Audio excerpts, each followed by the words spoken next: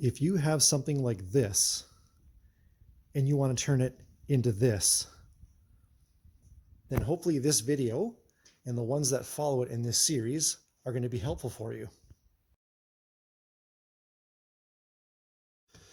Well, welcome everyone to the first of hopefully a lot more videos in a series I'm probably going to end up calling the Skidoo Triple Series. And basically the point of these videos is to consolidate information and to give people something to watch that want to, buy and fix up, restore the 1993 to 1997 Skidoo Eff Chassis triples, so the Formula 3, the Mach 1, the Mach Z, as well as the 98 to the 2003 CK3 triples. So, as most people know, the triples have been in two different chassis. I basically have more experience with the Eff Chassis, and but a lot of the stuff that I'm going to be talking about is very applicable to both. So why am I doing this? Well, during my project, I had to reach out pretty far to find out, a lot of information on how to do things and where to source stuff, and all the little gotchas that I hit during my project that ended up costing me money or time.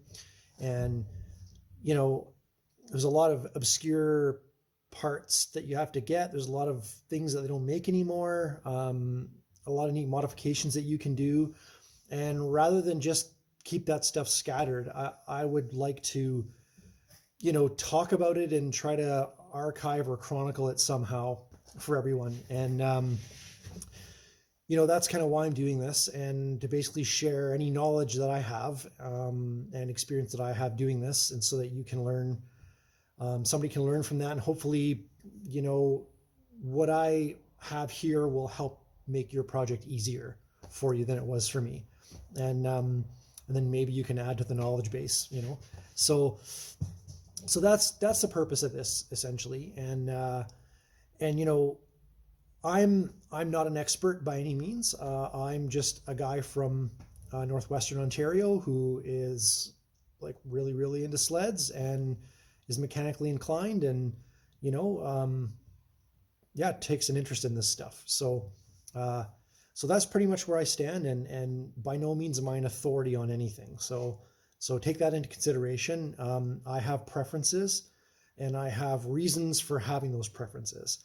And, so I'll articulate that, and, but I will try to, when it comes to a point where there is a lot of choice in what you can do, I will definitely do my best to objectively, go over all those choices and all the cases for and against, let's just say. So that's where I'm coming from. And just so that everybody else knows, like, I don't have any high tech, super high-end movie making stuff, cameras and whatnot. I've just got my phone, and so everything's going to be shot kind of guerrilla style and cut together as best I can. So and again, I'm not going to promise any type of schedule for when the videos come out. They're just going to come out as I have time to do them.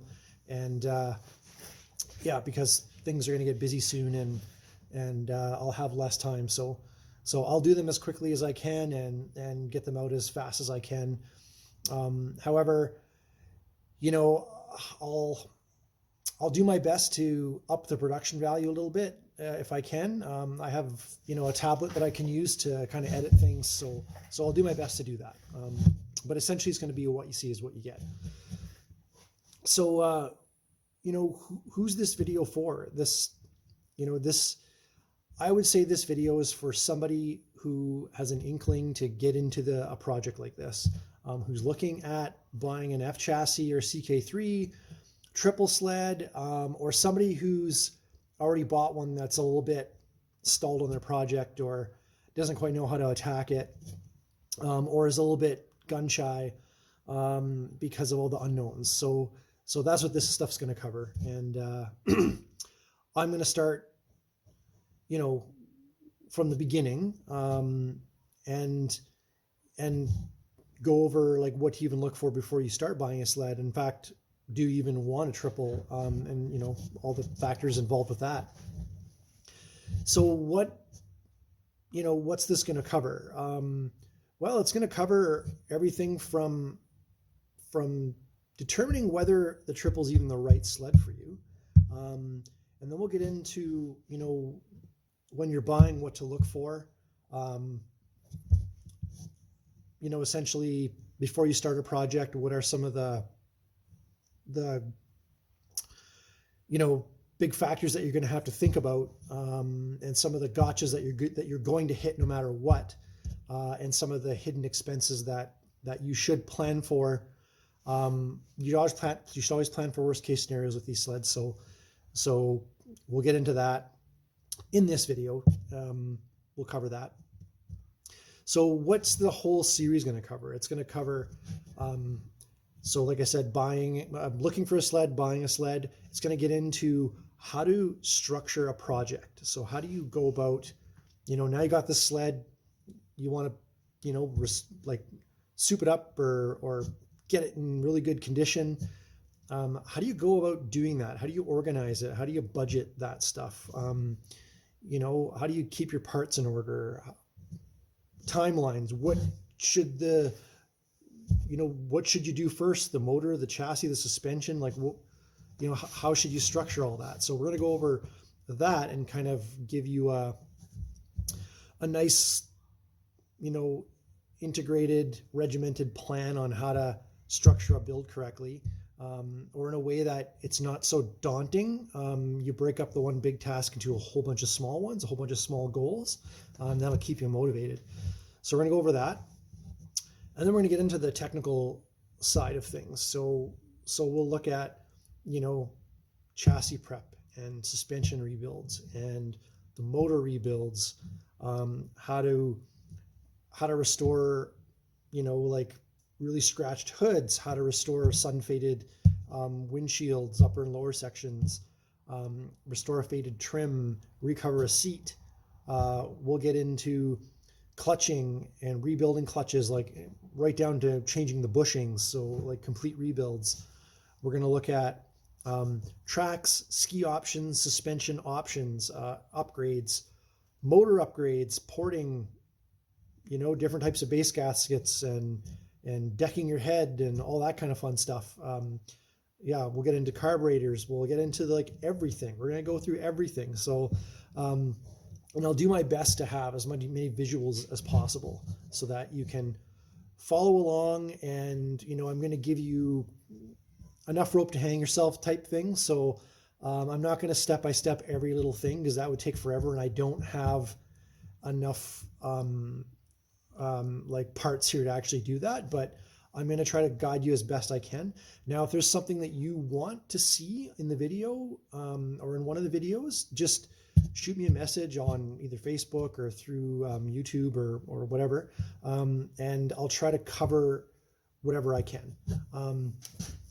I should say, though, that if you're planning to drag race these things competitively or restore one, like maybe you've picked up a 95.5 Formula 3 or a Millennium Edition Mach Z or a Mike Hool Mach Z or something like that, this is not really the video series for you. Like, a lot of the information is transferable on how to do things, but this is more of building a trail sled.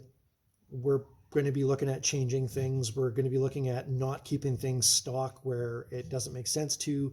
So we're going to deviate quite a bit from the restorations, and that's a whole different ball game. You know, because if I can't find a stock part, I don't bother hunting too hard for it. I try to find an alternative. So that we're going to do a lot of that.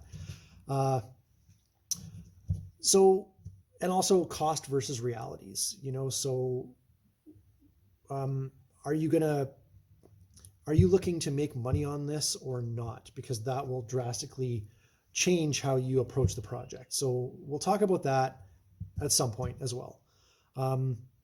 So for now, yeah, we'll get started with the first part of the video. So are you sure that you want a triple? So that's the first question that we're going to attack right now. a lot of people are seduced into thinking that they want a triple, and not realizing, the personality that the sleds have. So we'll cover that right now. So what you have to understand is, if you have driven twins for most of your life, twin cylinder motors, they're mainly a low to mid RPM. That's where the meat of their power is in torque. And they tend to lose their legs a little bit at high RPM. So a triple is mid to high RPM is where they make their torque and horsepower. A triple has no problem going 8,500 RPM versus, a twin that usually tops out around 8,000. You can spin these motors up close to 10,000 RPM with no problems whatsoever. If you're going to, build a drag sled and you want to wind them out that high. But they're very robust engines when when they are built correctly and you've taken the time to kind of correct the little issues that they have, which is not hard to do. We'll go over that in a later video. But yeah, there's also, you have 3 of everything now. Most of the motors are 3 carbs, 3 cylinders, 3 rave valves, 3 exhaust pipes. So you have to understand, there's going to be a bit of extra weight, not necessarily from the motor itself, but from all the, additional parts that go with it. Like a twin cylinder can have 2 carbs and 1 pipe, but most of the triples have 3 carbs, 3 pipes. So you've got 2 more pipes and all the weight of that in the front. So you have to take that into account. Another thing is, they sound crazy good. The triples are the best sounding. Triple 2-strokes are the best sounding motors, bar none.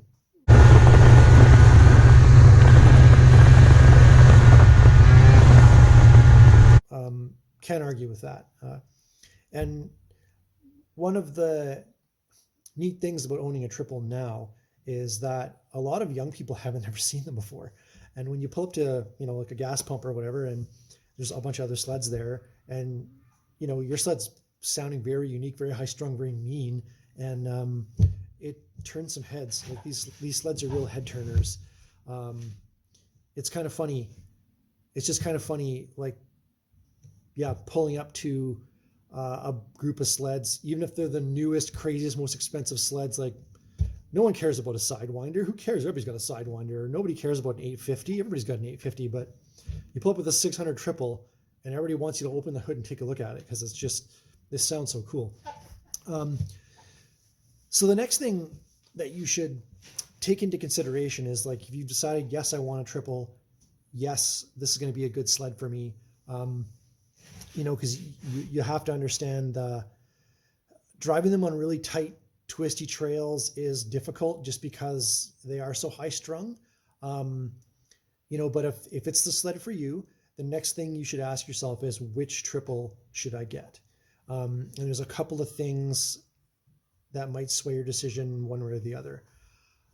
There are way more 600, 700 triples out in the world than there are 809s. So the 800 triples. So there are way more 600s and 700s out there. They're easier to find parts for. And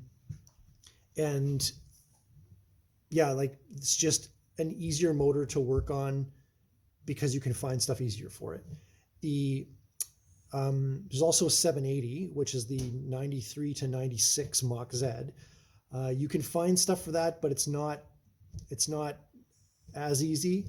A 97 Mach Z is one of the harder motors to find parts for because it was only 1 year, and it was the 809 in that 1 year of the Eff Chassis. And then the CK3 motors are a little bit longer. So they have fitment issues. You can still run those motors in an older chassis, but they have some fitment issues that you have to work out. So do you want the big Mach Z? The thing is, like, the 800 is an amazing motor. It's crazy, crazy fast. But ask yourself, are you going to be at 110 plus miles an hour all the time?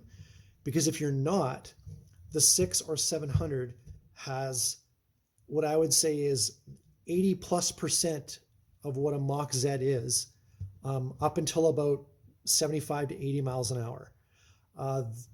The 600 and the 800 act almost identical to 80 miles an hour. After that is where the 800 really, you start to see its power and its legs come out. The F3 will get to 100, 105 miles an hour.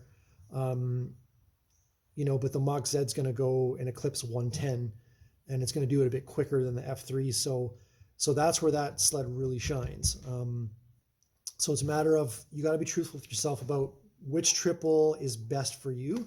Don't get your ego, don't let your ego screw up your project, because it might push you into a motor where it's actually hard to find parts for, and where you're going to have a hard time getting your project done. And then possibly a motor that's too much for you, or, drinks way too much gas, or you never know. So just really be honest with yourself about which motor you're actually going to look at, and then go from there. Okay, so you want a triple, what motor you want. Now you got to figure out what chassis is the best for you. And there are some factors in that. So there are two chassis. One is the Eff Chassis, of which you're looking at right now. This is my project sled that, is finished / is still a bit of a work in progress here and there. And we're going to go over the differences in the chassis. So the first thing you notice, the Eff Chassis is a bit kind of like a manta ray in the front. It's got a very wide body on it, and a wide front end. It's very good in the wind because it cuts the wind quite well. And the one thing that this wide body really gives you is it gives you a lot of underhood space. So in the Eff Chassis, everything is laid out really nice. These are a really nice chassis to work on because you've got, your intakes here. Mine doesn't have any oil injection, it's pre-mixed, but your oil and everything's right here, and it's routed really nicely down into the case there. Your coolant is very well marked out. Your pipes kind of come out and sweep to the one side and are out of the way. You can get at everything in your engine, your plugs, no problem. Your chain case is tucked in behind there, and it's very easy to take the suitcase out and get at. Your fuel filter and everything's right here. This is just a really well laid out chassis with lots and lots of room in the front of it. Even with the 3 pipes, you still have quite a bit of room.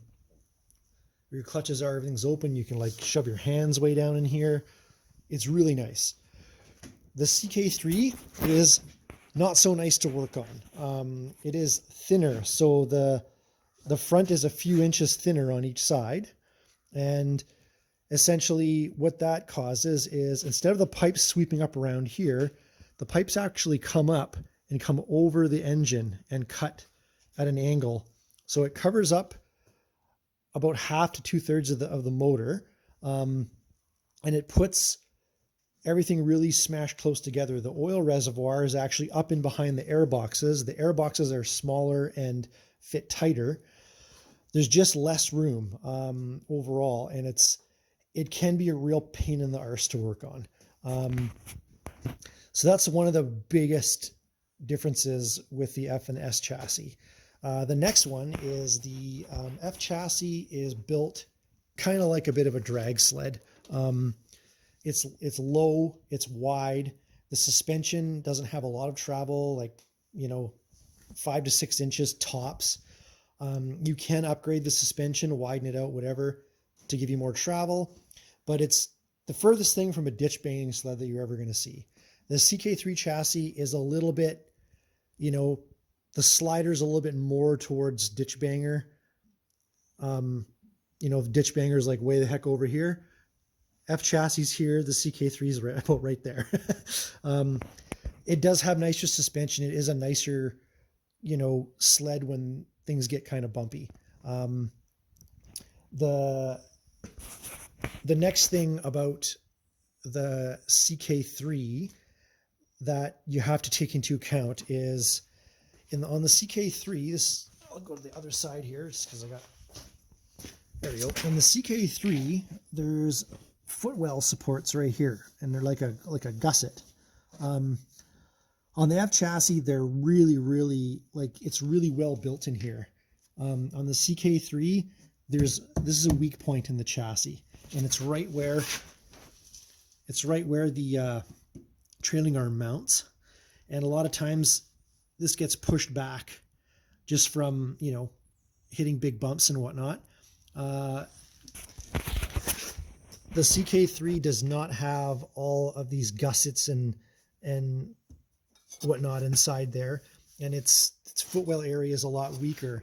And when you're going to buy one, you really need to watch out for this. If this is bowed out in here, this piece right here, if it's bowed out, then you know there's been some damage there, and you have to start to be really mindful of looking in this area, checking if this has been moved back at all, and also start looking in the tunnel area around here really closely, because there could be some buckling or the tunnel's buckled up a bit, which tends to happen.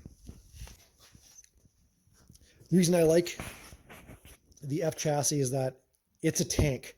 You know, this chassis is just amazingly well built and solid, super solid, but also super heavy. So, you know, you kind of got to take the good with the bad there.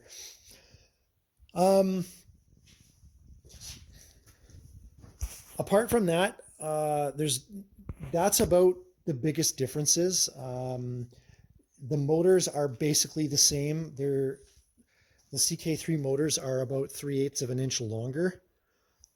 The crank stub is 3/8 of an inch longer, and that seems weird because you think it's not a wide sled, so why would the motor be wider? But it's just because of where the motor is in the chassis. It's moved over towards the mag side more. And on the CK3, there's a brace that runs from here across over the clutch into back here, essentially. And that's one thing you should check too. If it's buckled anywhere, that's a big no-no. You kind of want to stay away from that chassis because it's been hit really hard or took a big jump and it's starting to fold. So you just want to be careful of that. Otherwise, so pick what chassis you like, depending on how you ride. If you're, you know, mainly doing lakes, groomed trails, the Eff Chassis is a darn fine sled, and it corners like a slot car. And if you're into more bumps and kind of varied terrain, then the CK3 chassis might be the best bet for you. The nice thing about the CK3 is that the 809s and the CK3 were more plentiful than the 809s and the 97 Eff Chassis. So you can take that into account. And the CK3s also had the F3 700 and F3 800, which were a single pipe version of the 7 and 800 motors. So that is also nice because they're a bit lighter, and that does give you a bit more room under the hood to work. And those motors have a little bit more kind of lowish mid-range torque than the triple pipe motors have, but they have less top end horsepower. But for a trail motor, that's actually a good thing. They have a lot more snap in the throttle at low end, and so that's, a lot of people really do like that of those motors, and they sound really nice through single pipe too. You get no loss of great sounding engine noise with that. So that's, you know, kind of the major differences in the chassis. Now you can kind of get into the suspensions a bit, and all the CK3s had the SC10 suspension, is what you're looking at here. Mine's a little bit modified, so it's got some things you normally don't see and some things that should be there that aren't.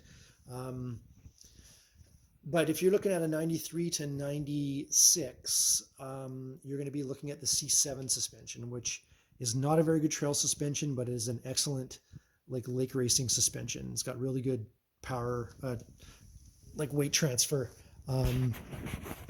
but not very good on the bumps at all. It's and it's a heavy, really heavy suspension. I've never seen a suspension with so many bloody moving parts than a C7. But the nice thing is these are very easy to swap, so you can put anything you want under there. We'll get into suspension swaps later on, but yeah, you can put anything you want under these sleds, and there's a lot of really good options, so you shouldn't have any trouble doing that. A few things you should watch out for when you're buying is has the sled been stored outside its entire life? You really want to watch for that and open up the hood and look at things like the pipes here. Are they rusty? These pipes are wrapped, but normally they have like a metal shroud on them. And if you see lots of rust outside of the metal shroud, then assume those pipes are going to be junk, because they often rust out like crazy. Pipes are a big problem for these motors. So anyway, we'll get into more of the gotchas with these, and but basically chassis differences, that's about it. Of the major things, there's a lot of little minor changes on the chassis, but those are the major things, and a lot of parts between the chassis, especially the motors, are interchangeable. So you won't have to worry about that. And a lot of Eff Chassis parts from the twins will interchange with these triples as well. So that's really good. So you shouldn't have too much of a problem trying to find a lot of the major things. However, you should, when buying, look for a hood that does not have cracks in it. You can always repaint a hood, but look for one that is in good condition. Try to make sure that your windshield, the lower section here, is in good condition. These you can buy aftermarket, but these are very hard to find in good condition. So try, and it doesn't hurt to have a couple of extra ones laying around. So you want to find that. If it comes with these are like gold. They're almost impossible to find now. So the bumper caps on each side, make sure you have those. And then, little things like the plastic bits. Every time I put one on here, it falls off. So I'm just going to leave it off. But these little plastic bits are not easy to find. The tank cover, make sure it's in good condition. And a lot of times the little holes back here in there, they get messed up and break, but there's fixes for that, like which you've just seen there. Another thing is the gauge pods. Make sure the gauge pods are in good condition. And then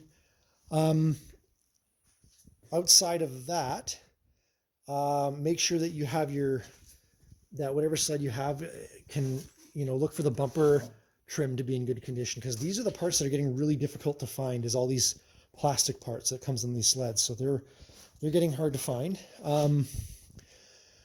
Make sure that your seat is in good condition. Even if the cover's not, that's fine. You can recover it. That's not a problem. But make sure the foam is in good condition. There's no massive splits.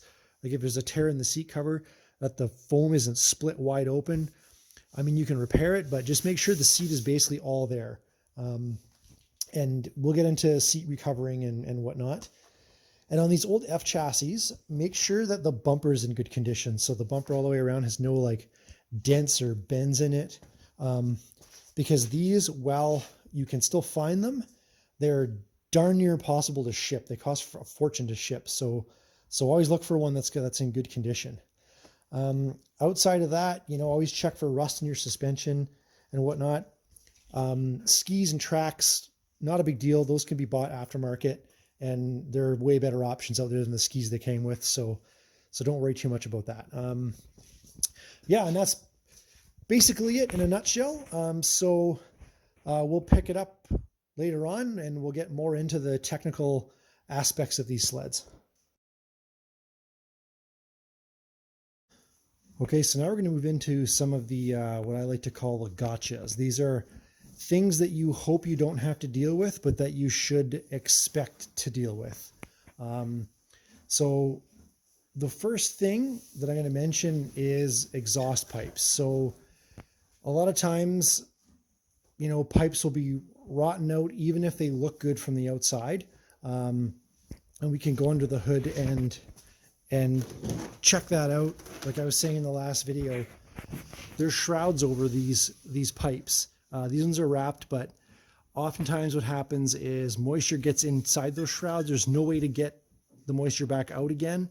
And it ends up after years rotting the pipes out. And a lot of times down here at the bottom where moisture collects, there's usually holes in there. There's deep, deep pitting pretty much everywhere in a lot of the pipes. And you can't really tell unless you take the shrouds off. And yeah, that's really just a difficult situation. So don't be alarmed if you pull the shrouds off your pipes and find that they're rusted to heck and back. And there are no replica pipes being made that I know of. So Dynoport and Crankshop are your best bets. I think Dynoport is as close to stock as you're going to get. And Crankshop, they're a little bit of a higher RPM pipe, but they're both trailable pipes. The next thing that you're going to have to deal with is car boots. So car boots are probably going to be rotten, and if they haven't been replaced lately, they're going to need to be replaced, especially on a used motor that you don't have any history on. They're most likely cracked, especially around the boost bottle riser. So you have to check that, and they do not make the OEM ones anymore. You have to go aftermarket, and the aftermarket ones last about 3 years before they start to crack. So keep that in mind. The next thing that you'll have to watch for, or I should say not watch for, the next thing that you should do, and I'm going to preface this with if you bought your sled from somebody that you trust, and they can vouch for every single thing on that sled, especially the motor, and they can assure that that motor is in good condition and you trust them, then you may not have to tear that motor down. But a sled that you don't really know too much about the history, and you want to start a project like this, I would say you pull that motor and you rip her right down. And they're not hard motors to work on. They're actually quite easy motors to work on. And it's a good time to check everything, because you don't want a small problem like a seal or a bad bearing cage on the crank to let go and cause you massive headaches down the road when it's something you could have replaced cheaply. So with that, we'll get into the very first thing you'll see when you tear down your motor is your cylinders, and you want to check the Nicosil lining on them. So you want to make sure that you can kind of see this one. It's been, the lining right here has been scraped away, so you can see some bare aluminum. That's those light gray specks in there. So this cylinder is no good anymore. You really have to be careful to watch for stuff like that. So yeah, this is a replate. So this whole cylinder will have to be replated, and that's about $250 per cylinder to get replated. So it's not cheap, and you have 3 of them. So that, and then, always when you're going to tear an engine apart, new gasket kit all around, especially these O-rings and these gaskets. You can still get the majority of these directly from Skidoo. They're pricey, but they are better quality than the aftermarket ones. I'm running aftermarket in mine, and I've gone 3 years. And this summer, I'm going to pull the head and replace all that, just preventative maintenance. If I did have the OEM gaskets and O-rings in there, I would have just left them, because, I would have trusted those more.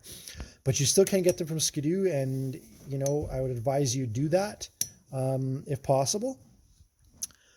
The next thing that you're going to have to watch out for. Okay, so here's 2 cranks. These are 2 cranks from the factory.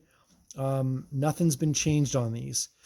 One of them has a steel bearing cage. One of them has a polyamide bearing cage. Now, a polyamide bearing cage, everybody says these are plastic. They're not plastic. It's a polymer, and it's temperature stable. It's pretty tough. The thing is, what breaks these down is age. So, even if the bearing is perfectly fine and solid, the cage might be weak and starting to crack. Similar to how you see skis that are 20 years old, plastic skis, and they have all these checks on them from from age. Same things happen to these. They fatigue, they crack, and then they just fall out, and then the bearings or balls are all running loose in there. And that's not good. Steel cage, many people replace them with steel cages, but if you have a steel cage bearing stock, then that's a good sign. Just, like check it for bearing play.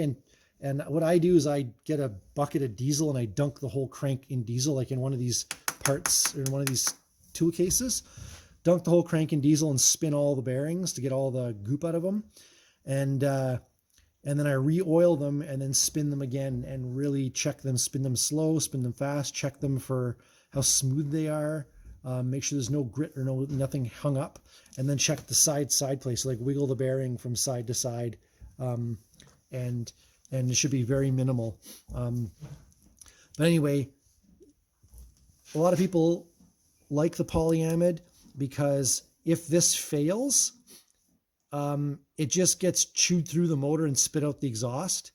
On the other hand, if this fails, it takes out everything along with it. But I have hardly ever heard of a steel cage failing to the point where it like gets thrown from the bearing and destroys everything. So yeah, if you have these polyamide bearings on the crank and one's cracked, I would take a pick and just try to like play with it a bit and see if it's going to crack, and then you kind of take a chance running it. If you have these polyamide bearings and they are the original, I would look at getting your crank rebuilt. That's $700. So, and then replace them with the steel cage bearings. Same bearing, same clearance, everything, just with the steel cage option. So, and then get that done for the whole crank. And then while you're at it, get all your rods replaced and your big end rod bearings and seals. So a complete crank rebuild. So that's very expensive as well. But be careful of that. Watch the polyamide bearings if you have them. The next thing is water pumps. So your water pump shaft. Water pump shafts are notorious for, this is a bad example because it's actually in good shape. Here's one. Water pump shafts are notorious for being run in, having the seals actually mar up the shaft. So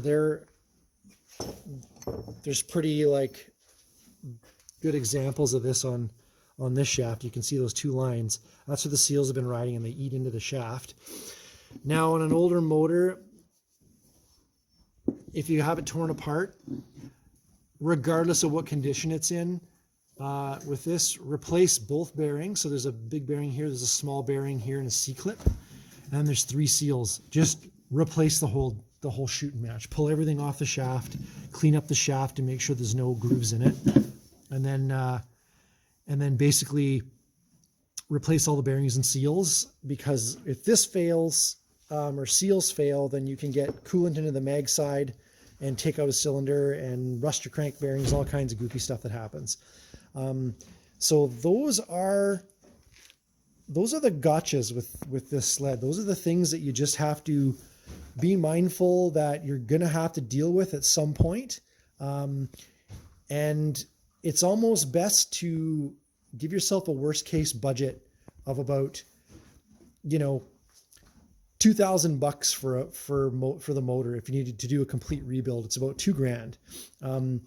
So that's Canadian too, $2,000 Canadian. So if you can handle that as your worst case for the motor, then great.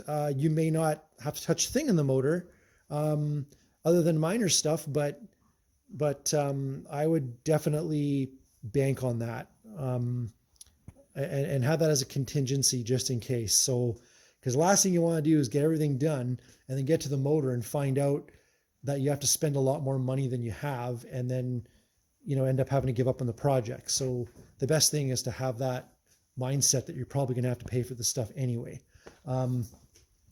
Yeah, so that's it for the gotchas, and that's pretty much going to conclude the video. It's a long one, but we got through a lot of stuff, and hopefully you found this useful. And yeah, so have a great night, and we will pick this up later on when I have more footage.